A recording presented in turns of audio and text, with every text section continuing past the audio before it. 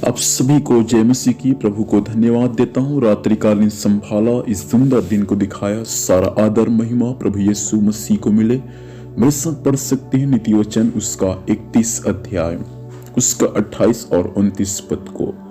उसके पुत्र उठ कर उसको धन्य कहते हैं, उसका पति भी उठकर उसकी ऐसी प्रशंसा करती है। बहुत सी स्त्रियों ने अच्छे अच्छे काम तो किए हैं, परंतु तू उन सबों में श्रेष्ठ है।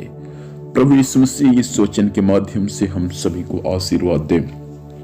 यहाँ पर एक आदर्श पत्नी के बारे में दिया है। सुलेमान नीति वचन 28 अध्याय उसका 10 पद से लेकर उसका 31 पद तक एक आदर्श पत्नी के बारे में दिए है। सुलेमान एक अध्याय से जब आप पढ़ेंगे तो आपको बुद्धि के बारे में बहुत सारी बातें मिलेंगी, लेकिन जब सुलेमान नीति वचन के आखिरी अध्याय को जब लिखता है तो सुलेमान कहता है कि एक आदर्श पत्नी का स्वभाव कैसे और किस प्रकार से होना चाहिए। सुलेमान के पास में यदि आदर्श पत्नी का अनुभव पूछे तो सुलेमान अपने अनुभव से वे मोटी मोटी किताबें लिख सकता है, क्योंकि सुलेमान का 700 और 300 दोनों मिलाकर 1000 पत्नियां थी। और सुलेमान के पास में यदि आप अनुभव को पूछे तो सुबह से शाम हो जाएगा, शाम से रात हो जाएगा, रात से फिर सुबह हो जाएगा। सुलेमान आपको अपना अनुभव बताते थकेगा नहीं, क्योंकि 1000 टोटल दासियों को और पत्नियों को मिलाकर उनके पास में पत्नियां थी। और सुलेमान जब आदर्श पत्नी के बारे में लिखा है तो सुलेमान कहता है उसका 28 पद में, एक आदर्श पत्नी को स्वयं उसके पुत्र भी उठ कर उसको धन्य कहती है। प्रिय भाई बहन, मैं आपसे कहना चाहता हूं, विशेष करके माताओं, मैं आपसे कहना चाहता हूं, आपके संतान आपको धन्य कहने पाए। आपका स्वभाव, आपका व्यवहार, आपका आचरण ऐसे हो जाए कि जो संतान परमेश्वर पिता ने आपको दिया है वे संतान भी आपको धन्य कहने पाए।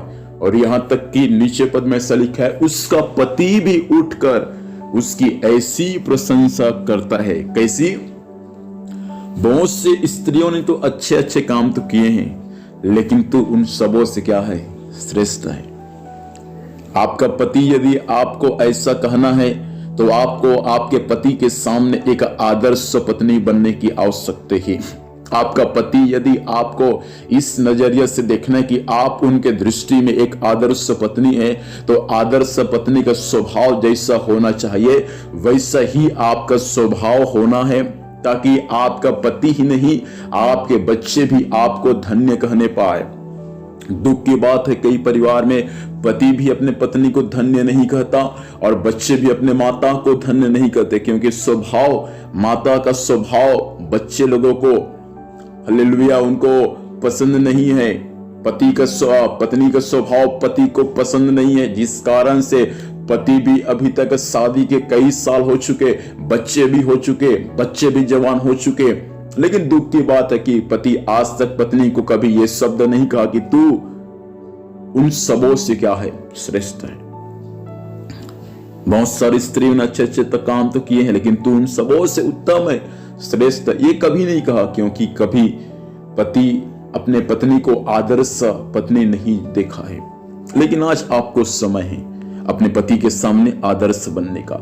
आज आपको समय है अपने बच्चों के सामने आपको आदर्श बनने का। क्यों ना आज की सुबह के समय हम प्रभु से प्रार्थना करें, परमेश्वर एक आदर्श पत्नी के समान जीवन जीने में सहायता कर, ताकि मैं अपने परिवार के लिए, अपने पति और अपने बच्चे के लिए प्रभु एक आदर्श बनकर जीवन जीने पाऊं।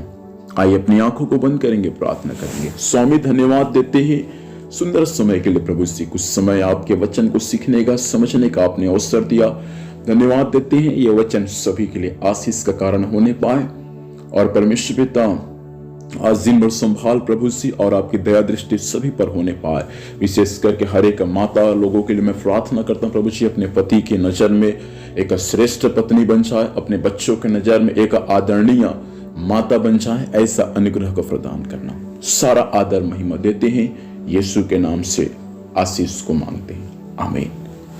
खुदा हम सभी को ब्लेस करे। आप सभी को जय मसीह। God bless you.